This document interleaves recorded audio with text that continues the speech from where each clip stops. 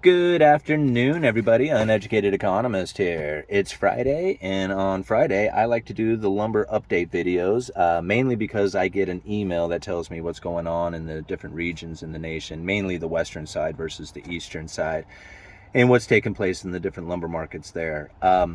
Following lumber is a really good indicator of what's taking place throughout the rest of the economy, especially when it comes to the manufacturing industries out there. If you just kind of follow what's happening in lumber, like if lumber sales are really happening, like there's a lot of it, there's higher prices, there's a big demand for it, generally the overall manufacturing of all industries, not just the ones that involve lumber or wood, but all manufacturing really seems to be doing good during those times. And if you see lumber sales falling off and the manufacturing or the demand for it starts to fall off as well, it's usually an indication of what's happening throughout the rest of the manufacturings. Now, it's not a definite, just because lumber sales have fallen off doesn't mean that all manufacturing is going to slow down, but it's one of the indicators to look for. And now, mainly when I look at lumber sales, is I'm thinking of the demand for new construction. That's like really what everybody focuses in on, because if lumber sales are down, then generally the demand for new construction is down as well.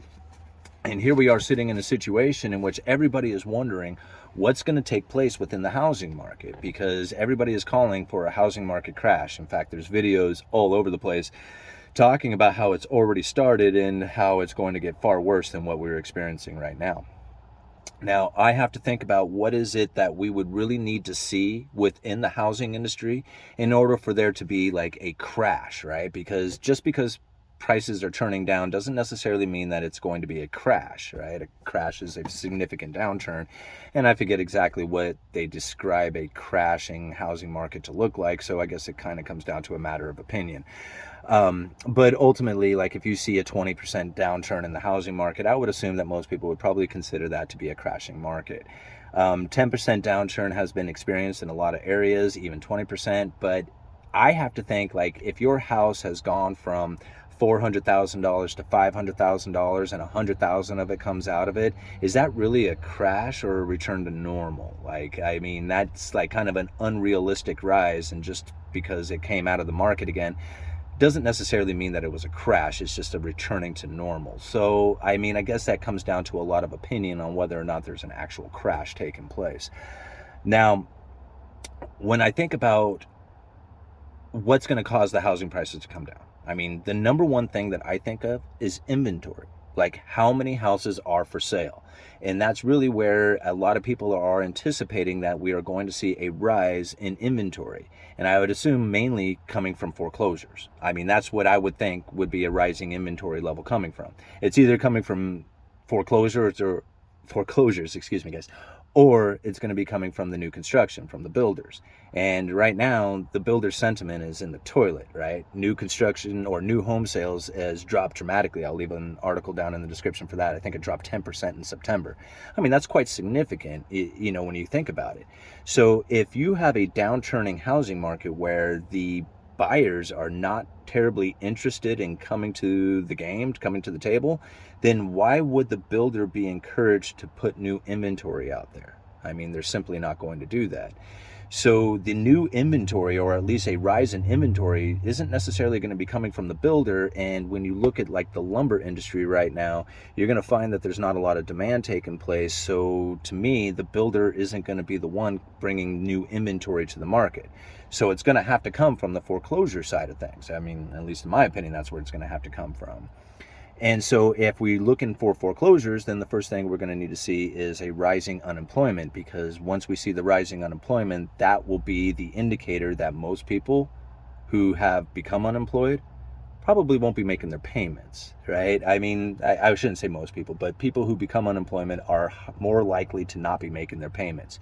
If they don't make their payments on their homes and we don't have like this forbearance thing going on, then the foreclosures are going to start kicking in. I mean, once the default happens and the foreclosure process starts to take place, and then once the foreclosures start to kick in, then you can start seeing the inventory levels rise. So I think about that. How long does it take for a foreclosure to actually bring the house to market? And it takes months. I mean, obviously, if there's less foreclosures in the game or in the markets or in the works, I guess I should say, then if there's less of those, then most likely they're going to get processed fairly quickly. But if there's a wave of them, I mean, actually enough to raise the inventory level, well, then those foreclosures are going to start piling up, and it's going to take ever increasing more time to process those, to bring those foreclosures to inventory. Gosh, did I say all that right? Anyway, what are we looking for now? Lumber indications, right? Where's lumber headed to? Now, last week I said that your time to buy lumber is now, and I wouldn't hesitate on that. I still feel that way. We saw lumber prices come down in the futures. I mean, they went from 500 down to, I think they were closed at around 466 today, which is a pretty significant move considering. But the 450 to 500 range, that's where we've been bouncing around at. And so this is the lows. I mean, I don't really see, the price per thousand coming down from the 450, like the 450 mark, the 500. That to me is the lows, because anything below that, and you're going to start seeing mill curtailment start to kick in. In fact, we're already starting to see that. So let's talk about this email I get. OSB, now oriented strand board, that's like the alternative to plywood for sheathing.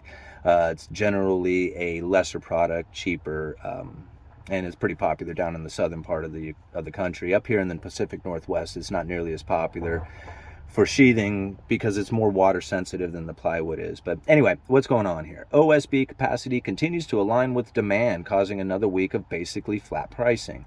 So it sounds to me like the demand for OSB has kind of come to a stalling, if anything. The prices of OSB were quite extreme, and they had fallen dramatically as the availability came online.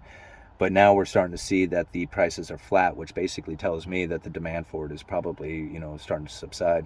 Many mills continue to ship late, so keep that in mind.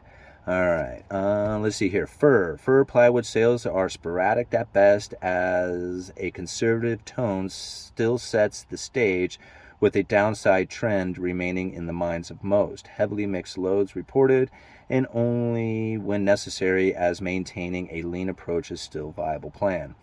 The expectations of shipment is prompt. So it sounds like the delaying of plywood deliveries has come to an end, in that we're really like pretty much you can order plywood and get it almost immediately, if not within just a week or two. Let's see here. Let's continue on.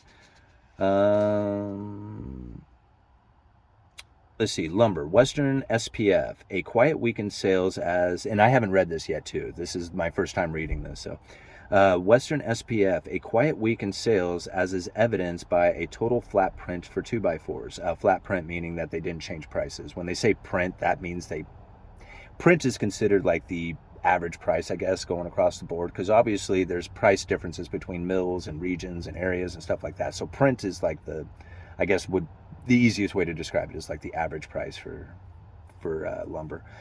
The business of the last 2 weeks seems to have fulfilled near-term inventory needs. The dynamics in front of us are rail disruptions and mill closures, right? So this is why I'm saying, like, right now is the lows, because if we continue on with what we have going right now, we are going to see the mills tightening up that inventory, because at 450, 500 per thousand, mills don't really operate well, or the input costs right now do not allow the 450, 500 per thousand to be a very profitable number for these mills. So I guess that's the easiest way to explain it. Many mills can operate at 450 per thousand, no problem. They're not going to curtail development. But some mills, like once it gets down to 500, 450 per thousand, the input costs say, hey, at that price, we just don't make enough money off of it, so we're going to hold back on inventory. And that happens a lot, and we're starting to see evidence of it. Okay, what will become apparent will be the lack of supply at some point, right? That's what we're going to be looking for. So I'm imagining that happening around the new year, that the inventory levels will have dropped dramatically and the price will pick up pretty much after the new year. That's what I'm suspecting. That may change. After two, let's see here. Southern pine. The pine market continues to rise in all widths besides 2x4. Cautious buying of 2x4 has caused the 2x4 price to continue to fall. 2x6 through 2x10 remain firm, along with 2x12s, 8s, 12s, 18s, 20s, talking about the different lengths. So it sounds like in the southern part of the United States, the demand for 2x4s has really dropped, where the 2x6 and 2x3 through 2x10 and 2x12 is much higher. So I guess that would probably be due to an over-supplying of the 2x4 sizes. Let's see here. Where else are we at? Let's see. Availability currently depends on mill we are sourcing from. Okay, so yeah. Sorry, guys. I'm just kind of breezing through to see if I can get some pretty good information. Let's see here, because it's saying availability currently depends on the mills that we are sourcing from. So some mills have plenty, some mills don't. I've been hearing that out there in the market as well. Let's see here. Western species of dry. This week has brought a bit of a steep backwards in terms of activity and takeaway. The overall availability of Doug fir remains spotty at best, and mills are not quoting much outside of their offer list. 2x6 and 2x12 remain the hardest widths to source out. So it sounds already like even in the Western dry that they're starting to find some areas of tightening inventory. So that could actually end up causing the inventory level to tighten up much quicker than I was thinking, but that's just talking about the western side of the dry lumber. Green dimension, in spite of the minor increase in price across the board in green, it has been a very uneventful week. Yeah, office wholesalers are once again driving the market. Inquiry has been very, very light, and mills have reported that they have had a slow week as well. So it's happening here.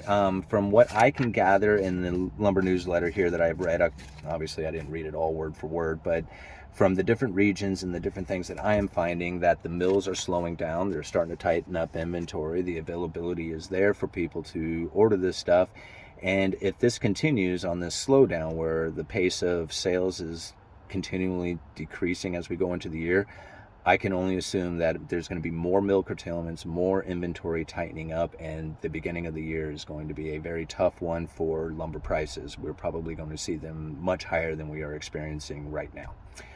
That's just my suspicion of it. It's just my opinion. Those things can change at any given time. I suggest you do your own research as much as you can on it, and I will leave a bunch of links down in the description talking about the distribution network right now. As we see, freight prices have fallen dramatically. The amount of stuff being shipped from China over to the United States has dropped off dramatically as well. That's going to create issues here within the United States, as we need the Chinese stuff in order to buy and sell within this country in order to make an economy happen. So with that slowing down taking place, the slowdown in manufacturing, the slowdown in lumber sales, the slowdown in new home construction, new home sales, I don't know how we are not going into a recession. Right? Okay. Uneducated Economist. You guys let me know.